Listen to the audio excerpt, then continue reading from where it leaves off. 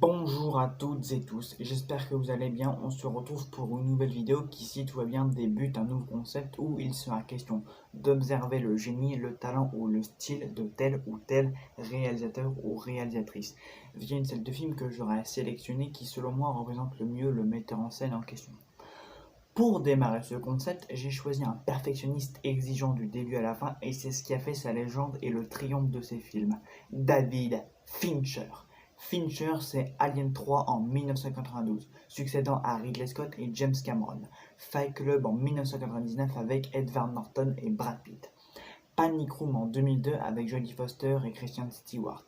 Zodiac en 2007 avec Jake Gyllenhaal, Mark Ruffalo et Robert Downey Jr. C'est aussi The Social Network en 2010 avec Jesse Eisenberg, mais encore The Game, sorti en 1987 avec Michael Douglas. Et ce sera prochainement Mank avec Gary Oldman, 6 ans après Gone Girl. Mais aujourd'hui, c'est d'un monument de genre dont il sera question. Un film, un thriller, un chef-d'œuvre qui a influencé un certain nombre de metteurs en scène comme Bong Joon-ho, Parasite, avec Memories of Murder. Seven, sorti en 1995 avec Brad Pitt et Morgan Freeman dans les rôles respectifs de William Somerset et Brian Mills. L'un va bientôt quitter le métier pour une retraite, l'autre est jeune et a fort caractère, mais il est expérimenté. Ensemble, ils vont enquêter sur un mystérieux serial killer qui tue en se basant sur 7 péchés capitaux. La gourmandise, l'avarice, la paresse, l'envie, la colère, l'orgueil et la luxure. Les victimes, selon les PC, s'enchaînent. Mills et Somerset, apparemment plus intelligents que le tueur, trouvent sa piste, un certain John Doe. Ils se rendent à son appartement, espérant discuter avec lui. Ce dernier arrive à son domicile et à la vue des deux policiers s'enfuit. Néanmoins, Mills le poursuit et le rattrape. Hélas, l'assassin l'assomme et c'est le moment qui suit que j'ai choisi. Dans le court moment qui suit, à partir du moment exact où Mills est assommé et que son arme tombe à l'eau, une forte note grave retentit, comme pour désigner que le mal est présent. La silhouette du tueur apparaît dans une flaque. Mills assommé et complètement impuissant, déstabilisé et désarmé. Le tueur pointe son arme sur la tête de Mills et j'insiste sur le mot tête. S'ensuit le plan le plus important de la scène où le tueur apparaît flouté en arrière-plan. L'arme, elle passe au premier plan. Le serial killer est immortalisé avec la note grave d'Howard Shore. S'ensuit un gros plan sur l'usage de Brad Pitt, trempé et impuissant. La scène se termine sur l'arrivée de Somerset. Puis un nouveau plan sur Pitt et rejoint l'arme et une dernière fois le tueur. En 32 secondes, David Fincher est parvenu à mettre son héros, pourtant expérimenté, au sol et sans même révéler son visage, à immortaliser son terrible assassin en lui donnant un air d'Al Capone. Puisque malgré sa silhouette flottée, le spectateur peut distinguer un chapeau et une veste noire.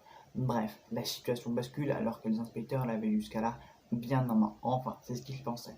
Le tueur s'échappe, Mills est blessé et comme nous le prouvera Fincher, c'est John Doe qui aura été le maître de l'enquête. Par ailleurs, le plan où Doe domine Mills est assez récurrent chez Fincher, qui place souvent ses héros en position de faiblesse, comme Ellen Ripley avec le xénomorphe dans Alien 3, un plan culte d'ailleurs, mais aussi Tyler Dunn en duel intérieur au début et à la fin de Fight Club, ou Forest Whitaker braqué par Jared Leto dans Panic Room. Et le tueur Zodiac menace également ses victimes dans le film du même nom. Mais c'est dans Seven que Fincher y arrive le mieux. Et la scène sera d'ailleurs à moitié reprise dans Memories of Murder avec les mêmes éléments présents. La pluie, deux hommes, l'un braque l'autre, mais le contexte est différent. Si la courte scène en question est si incroyable, c'est pas pour rien, parce qu'en plus d'être un prodige de la mise en scène, Fincher tease également et certainement pas par hasard, parce que chez Fincher rien n'est dû au hasard, la suite des événements et plus précisément la fin.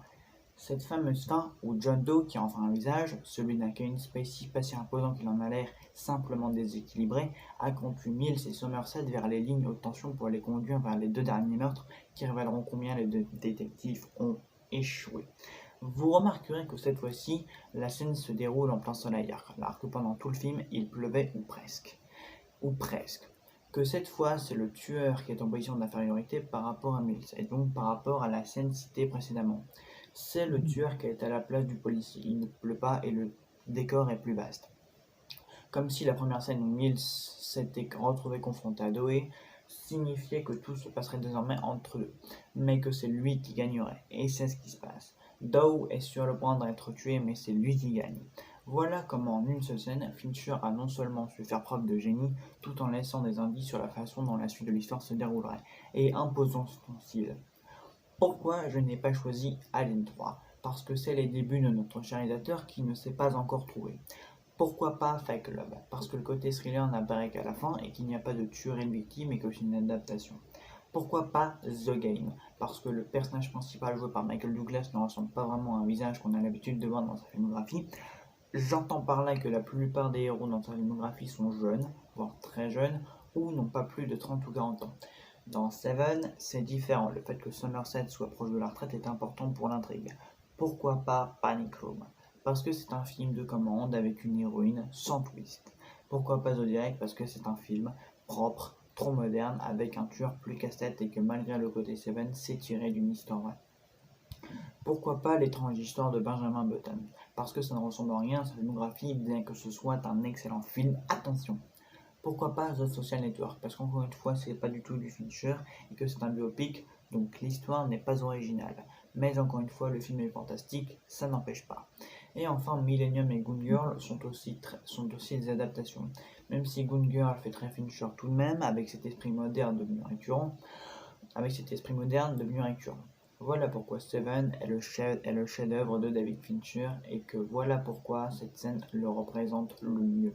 Il faut savoir que dans sa filmographie, ce qui le distingue, c'est sa mise en scène. L'ambiance de ses films, ce n'est pas lui qui écrit d'ailleurs. Il n'officie jamais en tant que scénariste, mais sa mise en scène est si ingénieuse qu'on penserait le contraire. Parce que, tout comme un certain Stanley Kubrick, c'est un perfectionniste qui obtient toujours le meilleur visuel.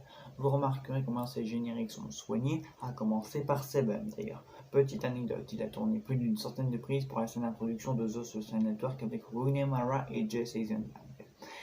David Fincher est un réalisateur visuel, c'est pourquoi quand il adapte un roman ou une histoire vraie, ça se ressent, parce que le sujet en question possède déjà une identité visuelle. Sauf si bien sûr il décide d'adapter le roman avec sa personnalité, comme dans Fight Club, ou alors il peut tout miser sur la direction artistique, comme dans Goon Girl et Benjamin Button dans Zodiac. Dans Zodiac, c'est différent, puisque l'histoire fait Fincher, mais ce n'est pas lui, le style ne lui ressemble pas, et la direction artistique n'est pas un problème non plus. Mais la reconstitution de l'époque est très bonne, mais c'est trop moderne et pas assez rétro et crasseux. Zodiac, un sous-Seven, donc on voit le tueur agir et les inspecteurs se démenent pour lui courir après. C'est une affaire nationale car elle a vraiment ébranlé les États-Unis. Je le rappelle, c'est une histoire vraie. Mais peut-être justement que les True Stories, ça ne convient pas à Fincher. Enfin, ça donne d'excellents métrages, mais c'est pas forcément de bon Fincher. Ou enfin, des films qui ne lui ressemblent pas. Exemple parfait avec L'étrange histoire de Benjamin Button. Pas une True Story, certes, mais une adaptation avec Brad Pitt. C'est d'ailleurs le seul lien avec ses principaux films. Et donc, The Social Network, là, une True Story. Fight Club est également une adaptation, mais l'intrigue originale s'adapte parfaitement au style de Fincher. Seven, c'est crasseux, vieillot, intime, macabre, fascinant de par ses thématiques. Et Fincher, c'est ça.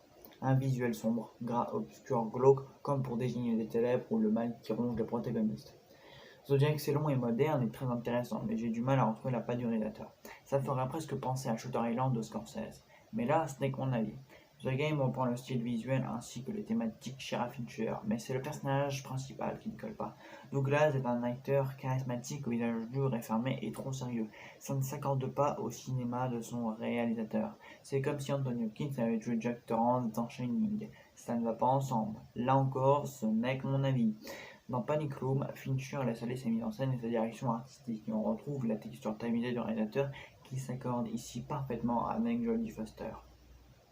Mais bon, je crois que vous avez compris où je voulais en venir. Chez Fincher, c'est la mise en scène, la photographie, le visuel, l'acting et enfin l'intrigue. Quand tout s'emboîte, ça donne Seven, puis Panic Room, puis Fight Club et enfin Alien 3. Les autres viennent après, même si j'adore Goon Girl parce que Rosamund Pike et Panic Room parce que Jodie Foster. Il y a aussi Millennium avec Daniel Craig et Rooney Mara. D'ailleurs, si on en parlait des femmes chez Fincher, il y a tellement à dire sur la place qu'elles occupent dans ses films. Bref, Millennium, c'est un Fincher sous-estimé et pourtant là encore une adaptation très bien imprégnée de son style. Mais bon, tout ça c'est pour dire que Seven démontre tout ce que Fincher peut faire de mieux dans son style. C'est sa personnalité. Même dans l'acting, il fait des merveilles puisqu'il réussit à iconiser son tueur une nouvelle fois en lui donnant un visage.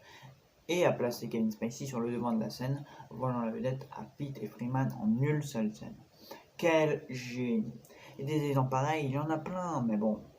Mais tout ça, ce n'est que mon avis, et vous êtes parfaitement libre d'aimer n'importe quel film de son auteur. Avec Alien 3, et même si aujourd'hui il renie le film, il a su faire preuve de talent. Avec Seven, il a signé son chef-d'œuvre. 5 meurtres, 2 inspecteurs, un carton ouvert, un journal suivi des paroles déstabilisantes du terrible John Doe, accompagné des notes graves et dramatiques de Watcher, le cinéma faisait définitivement connaissance avec David Fincher. Voilà, et bien pour moi c'est terminé, donc c'était donc Seven et je voulais démontrer un petit peu le génie de David Fincher avec ce film. J'espère que le premier épisode, donc le génie de telle ou telle actrice, parce que moi ça m'a beaucoup plu à le faire, hein. David Fincher est un réalisateur vraiment très très fascinant et j'espère vous que vous en aurez appris un peu plus sur ce réalisateur grâce à moi, mais je vous conseille en tout cas tous ses films parce qu'il a vraiment une filmographie incroyable. Enfin bref, je vous laisse ici et je vous dis à très vite pour une nouvelle vidéo. Salut à tous.